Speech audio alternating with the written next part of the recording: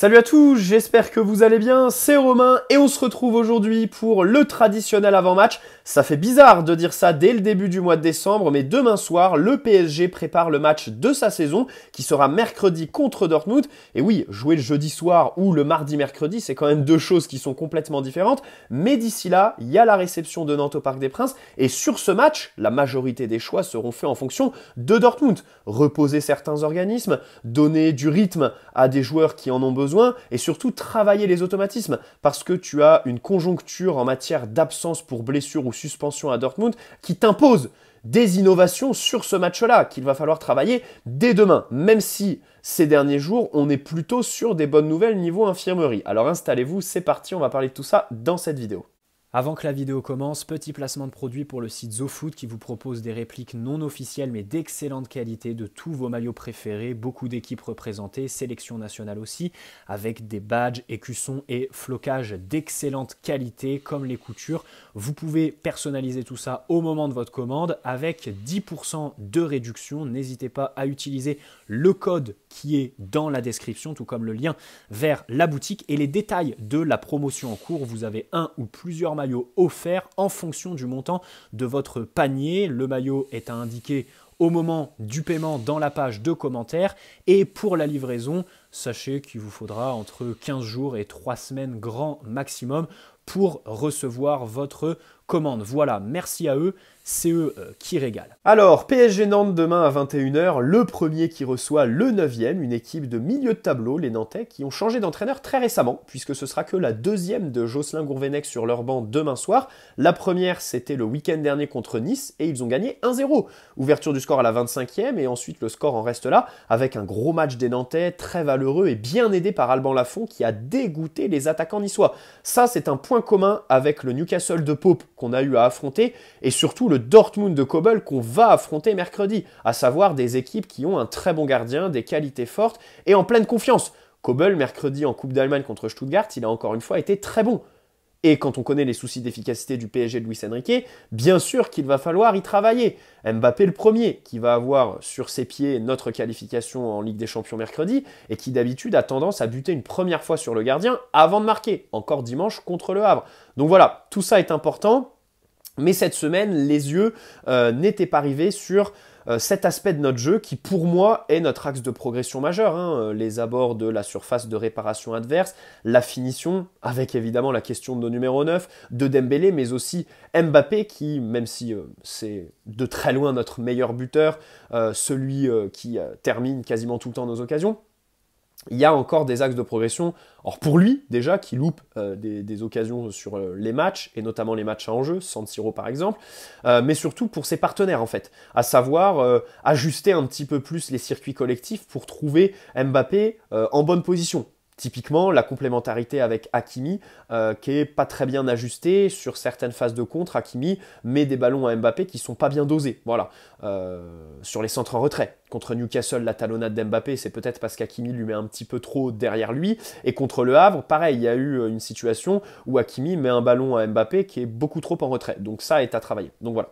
Pour moi, c'est notre axe de progression majeur. Bref, les yeux n'étaient pas arrivés là-dessus cette semaine, mais bien sur l'infirmerie, puisque cette semaine a été celle des bonnes nouvelles, voire des stupéfactions. Voilà, la surprise Zahir Emery qui est de retour à l'entraînement en milieu de semaine, qui est disponible demain soir, et qui sera dans le groupe contre Dortmund, sur le banc probablement. Est-ce qu'il va démarrer? C'est toute la question, et on va l'aborder dans cette vidéo, mais c'est absolument incroyable. Un joueur quand même qui a subi un choc contre Gibraltar, c'était quand même pas rien. Le geste défensif, déjà a valu un carton rouge, n'était absolument pas maîtrisé, c'était lamentable. Et au final, plutôt que de revenir début 2024, comme les médecins le prédisaient, il a 3 semaines, 1 mois d'avance. C'est absolument fou, pas pour rien qu'il est surnommé le robot, et on est très content de sa disponibilité. Maintenant, est-ce qu'il doit jouer? Bon, je suis un petit peu plus nuancé.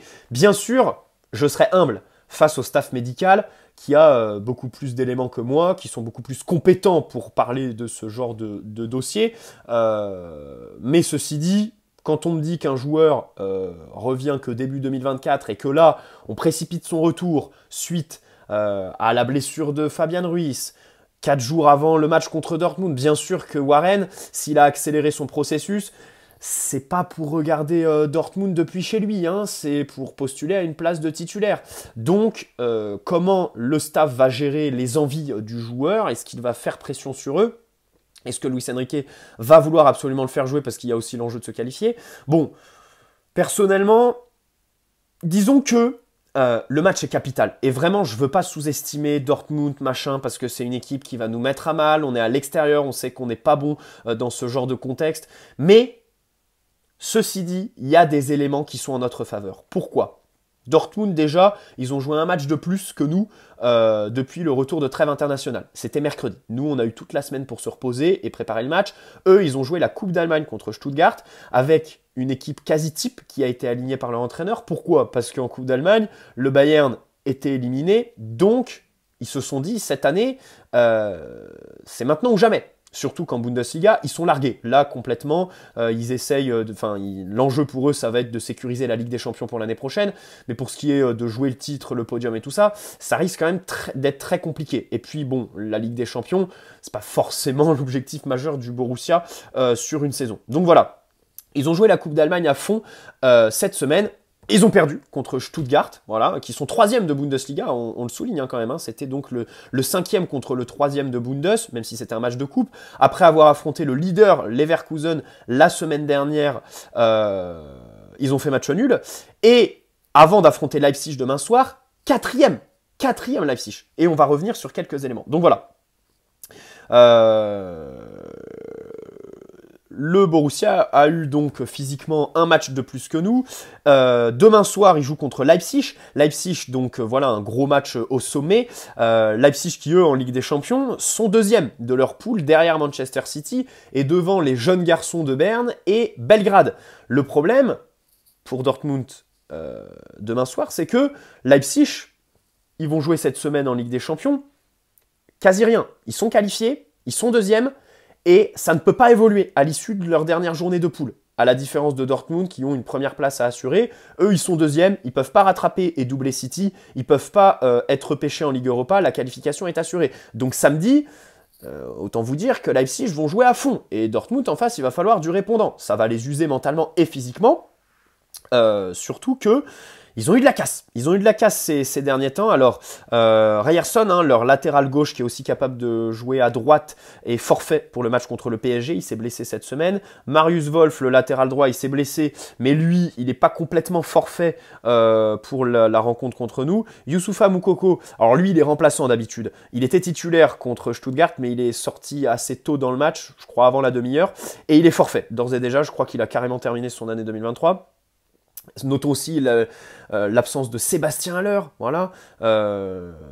Au milieu, Marcel Sabitzer, il est sorti sur blessure mercredi, mais normalement, il devrait être présent contre nous donc mercredi prochain. Notons aussi la suspension d'Emre Can, voilà, contre nous en Ligue des Champions.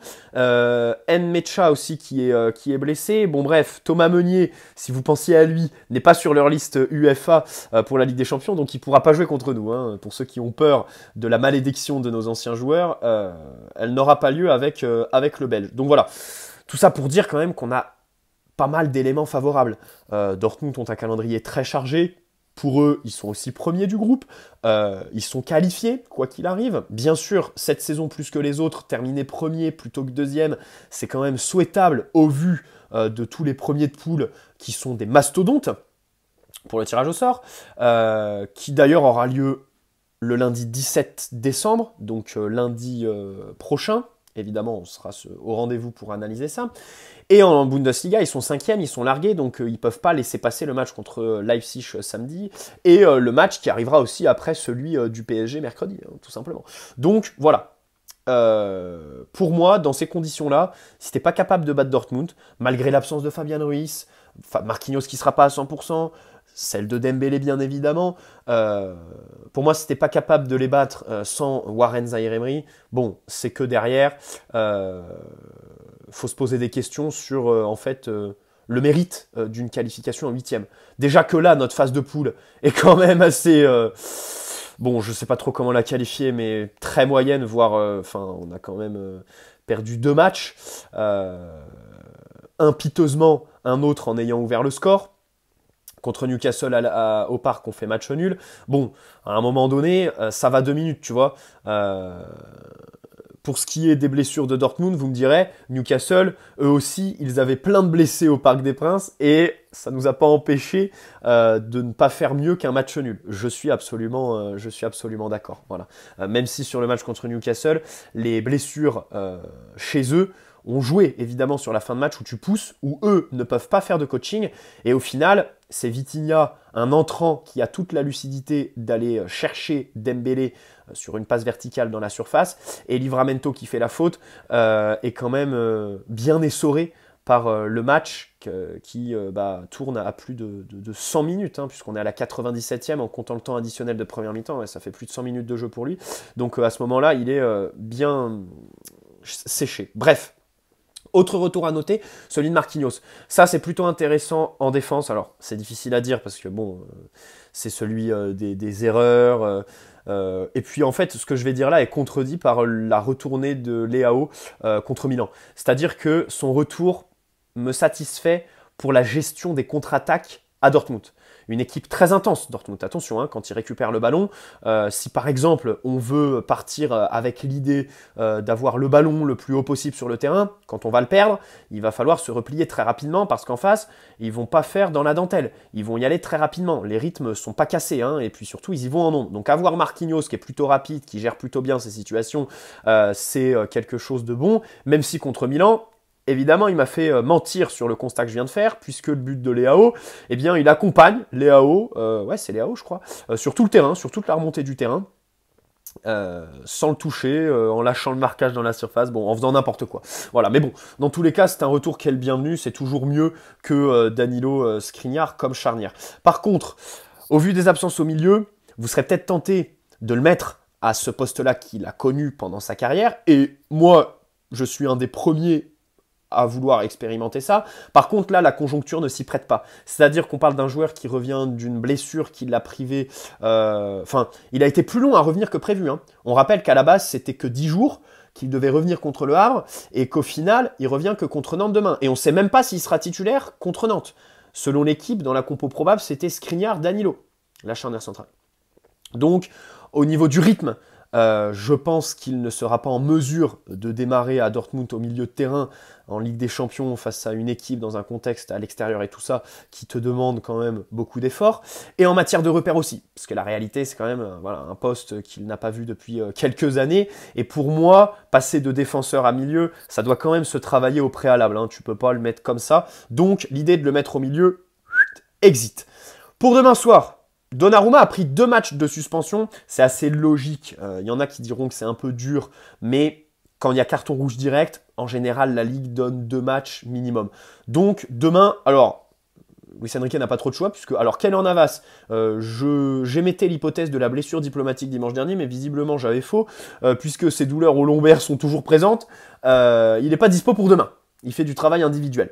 Bon, dans tous les cas, ça ne change rien au fait que vouloir le réhabiliter au vu de la spirale actuelle de Donnarumma, c'est démagogique. Voilà, c'est démagogique parce que la semaine dernière, je vous parlais de la blessure diplomatique. Là, je vais aller encore plus loin. Si à un moment donné, parce que là, ça fait quand même plus de 2 mois qu'il est blessé, si ça ne suit pas, parce que les blessures au lombaire, bon, en général, c'est la blessure du vieux qui doit prendre sa retraite. Voilà, disons-le très clairement. Voilà. Donc à un moment donné, qu'il y songe peut-être.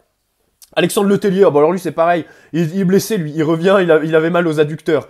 Donc demain, on va revoir Tenas qui va pouvoir enchaîner, on va voir ce qu'il donne. Et là-dessus, alors plus tôt dans la semaine je vous ai dit, à mes yeux, il faut absolument pas chambouler la hiérarchie. Voilà, pour moi, Donnarumma restera titulaire. Tenas n'a que 80 minutes en pro. C'est quand même très compliqué d'arriver et dire « Ouais, il faut le mettre à la place de Donnarumma ». Par contre, si on veut être objectif et qu'on se met à la place de Luis Enrique, qui est un entraîneur qui en a rien à branler des statuts, qui va te titulariser peu importe ton âge, peu importe tes prestations récentes ou quoi, qui n'a pas eu peur de lancer par le passé plein de jeunes, les envoyer quand même au charbon dans des matchs très importants. Si Tenas fait un bon match demain, je n'exclus pas la possibilité, je pense que dans la tête de Luis Enrique se posera la question. d'une titularisation à la place de Donnarumma en Ligue des Champions à Dortmund. Parce que, et il l'a même dit dans sa conférence d'après-match dimanche contre le Havre, Tenas correspond à une équipe qui veut jouer court sur les circuits de relance. C'est quand même une déclaration lourde de sens par rapport à Donnarumma, qui lui, bon, on va pas se mentir, hein, je pense que même Luis Enrique le sait, n'est pas vraiment fait pour ça. Voilà. Donc, bon, j'aimais cette petite hypothèse en cas de bon match de Tenas demain, parce que encore une fois, attention, hein, si on veut nuancer son match contre le Havre, en matière de placement, par moment, bon, ça demande à être vu, quoi. Pour éclaircir un petit peu le truc. Bon, devant lui, perso, je titularise Marquinhos pour lui donner du rythme absolument. Voilà. Le match contre Dortmund va être très intense. Dortmund vont en contre nous mettre à l'amende et donc il va falloir qu'il soit présent sur les 90 minutes avec le temps additionnel et tout ça là-bas. Donc, rythme de main absolument. À ses côtés, allez, je fais un gros choix. Je préfère Danilo à Skriniar sur le côté gauche en fait. Danilo m'a donné satisfaction contre Le Havre. Je trouve qu'à la relance, il apporte un poil plus que Skriniar ces derniers temps. Il apporte un poil plus dans deux dimensions. La première, c'est qu'il est un peu plus précis quand il décide de jouer long. Hein. Il trouve Mbappé 1 à 2 fois par match sur des passes qui sont assez précises. Parfois, il peut faire des trucs entre les lignes aussi. Et aussi, deuxième dimension, quand il envoie des parpaings. C'est quelqu'un qui sait aussi débarrasser la défense et envoyer une chandelle loin devant. Ça, c'est assez intéressant. Skriniar le fait pas vraiment. Donc, c'est un petit peu là où Danilo prend le dessus sur Skriniar. Je titularise Danilo demain. Je vois ce que le match donne et ensuite, j'avise pour Dortmund parce que je peux me permettre de ne pas titulariser Skriniar demain soir. Pourquoi ? Parce qu'il a tellement joué en ce début de saison que si je décide au final de mettre Skriniar contre Dortmund mercredi, bon, il aura des repères, tu vois ce que je veux dire. Enfin, il connaît l'équipe. Donc, bon, demain, je titularise Danilo aux côtés de Marquinhos. Lucas Hernandez à gauche. Lucas Hernandez, hein, il a soufflé dimanche dernier. Il a eu une semaine complète, donc bon, à un moment donné, il faut jouer. Par contre, à droite, alors Hakimi, il était pas là aujourd'hui pour son affaire de viol. Hein. On rappelle que la mise en examen qui a été prononcée le 3 mars dernier n'a toujours pas été levée et qu'il a été entendu donc à Nanterre aujourd'hui à son initiative. Il faut savoir que c'est lui, dès le début de la procédure, qui a demandé une confrontation avec la plaignante et donc elle a eu lieu aujourd'hui puisque visiblement la plaignante l'a refusé jusque-là. Donc ça a été fait. Pour ce qui est du match de demain, je le mets au repos. Voilà, je le mets au repos parce qu'il reste sur 3 fois 90 minutes. Il va falloir à fond contre Dortmund. Voilà, je le laisse tranquille demain, ce bon vieux Achraf. Et au milieu, je mets Ugarte, Likanguin, Vitinha. Voilà, avec Likanguin à droite et Vitinha à gauche. Ils doivent absolument travailler les automatismes en fait. Je mets le milieu qui sera titulaire contre Dortmund. Pourquoi ? Parce que cette saison en Ligue des Champions, le milieu... Alors, il y a des faillites individuelles, des joueurs qui font une phase de poule absolument abracadabrandesque. Je l'ai prononcé n'importe comment. Ugarte, évidemment, Ugarte, sa phase de poule de Ligue des Champions, à un moment donné, il va falloir s'asseoir à une table, prendre un verre et discuter. Prendre une bouteille, parce que ça va être très long d'énumérer tout ce qui s'est passé sur cette phase de poule pour lui. Donc vraiment, je mets les trois demain. Au-delà des dimensions individuelles, collectivement, question de complémentarité, les occupations de l'espace, les déplacements pour compenser et tout ça, à chaque fois, c'est quelque chose qu'on ne voit pas dans les grands matchs, c'est quelque chose où on faillit ne pas oublier cette dimension-là, donc c'est pour ça que demain, je mets les trois pour qu'ils bossent vraiment ensemble, voilà. Et puis devant, alors il semblerait que ce soit l'attaque Barcola, Mbappé, Dembélé qui soit reconduit, selon le journal L'Équipe. C'est mon attaque préférée, hein, c'est mon attaque préférée. Le problème, c'est que pour Dortmund, en fait, il n'y en a qu'un des trois qui sera titulaire, quoi. Mbappé, alors, numéro 9, je suis très content. Il a fait un bon match contre le Havre, voire un très bon match. Donc demain, j'espère qu'il sera aussi bon. Il est plus proche du but, donc ça, c'est de bon augure pour le match contre Dortmund. Par contre, Dembélé sera suspendu contre Dortmund. Encore une fois, il est tellement important sur le début de saison. Le côté droit est tellement notre facteur X que j'en voudrais à Luis Enrique de ne pas avoir travaillé les automatismes avec celui qui sera titulaire à sa place au Signal Iduna Park. Que ce soit Kolo Muani, que ce soit Barcola, Mbappé, Coupe du Monde 2018. Mais voilà. Enfin, on doit absolument travailler les automatismes sur ce côté-là, même si je reconnais l'importance de Dembélé pour se créer des occasions. Encore une fois, dimanche dernier contre Le Havre. Et donc, ça renforce aussi nos regrets par rapport à sa suspension et nos inquiétudes sur le match contre Dortmund. Comment se créer des occasions? Comment faire la dernière passe? Mettre en position de frappe Mbappé sans Dembélé? C'est une question qui doit, je pense, hanter Luis Enrique. Je pense qu'il doit se lever la nuit. Sa femme doit se réveiller un petit peu bizarrement dans le lit et se demander s'il pense à son ex. Mais non. Il pense aux remontées de balles de Ousmane Dembélé, les gars. J'en suis sûr et certain. Voilà. Et puis, alors, à gauche, Barcola. Alors, je l'ai déjà développé. Pour moi, il ne doit pas démarrer en Ligue des Champions. Voilà. Pour moi, c'est pas quelqu'un qui peut démarrer en Ligue des Champions au vu de... c'est pas contre lui parce que c'est un jeune joueur et je lui en veux absolument pas. Mais... les défauts montrés contre Newcastle dans le dernier geste, dans le dernier tiers aussi, me font dire que c'est plutôt un joueur qui doit rentrer, qui ne doit pas démarrer. Voilà. Donc, pour cette attaque de demain, je serais un petit peu déçu si c'est celle-là, même si sur le papier, c'est ma préférée. Maintenant, au vu de la conjoncture, un petit peu moins. Et surtout, Mbappé sans Dembélé, en fait. J'aimerais bien voir Mbappé sans Dembélé parce que Dembélé le met tellement en position de frappe contre Milan, la passe décisive contre Le Havre ce week-end. Juste avant, il lui donne une passe décisive qu'aucun autre joueur de l'effectif lui donne, mais Mbappé loupe le face-à-face avec le gardien. Contre Newcastle, c'est Dembélé qui va chercher le penalty de Mbappé, ça pourrait compter pour une passe décisive, mais voilà. Mbappé tout seul, je pense que ça va être une autre paire de manches qu'avec Dembélé et j'aurais aimé travailler ça ce week-end. Donc voilà, j'avais un petit mot sur le changement d'investisseur et Ekitike, mais on y reviendra du coup dans une prochaine vidéo. J'espère que voilà, mon attaque demain, ce serait Randall, Mbappé, Dembélé. Peut-être Randall à droite et Dembélé à gauche, du coup, pour que Randall se fasse à ce poste qu'il occupera. Pour moi, Randall sera titulaire contre Dortmund parce que, il connaît la Bundesliga, il connaît Dortmund. Bon, il va absolument falloir maximiser nos chances. Si tu le titularises pas contre Dortmund, contre qui tu le titularises, quoi, sachant que c'est quelqu'un qui a toutes ses références en Bundesliga. Même s'il y a Coupe du Monde contre l'Argentine. Bonne soirée à tous, n'hésitez pas à poser un like si cette vidéo vous a plu, vous abonner si ce n'est pas déjà fait. Et on se retrouve demain soir pour le débrief aux alentours de 23 h. Et ciao les amis, prenez soin de vous d'ici là.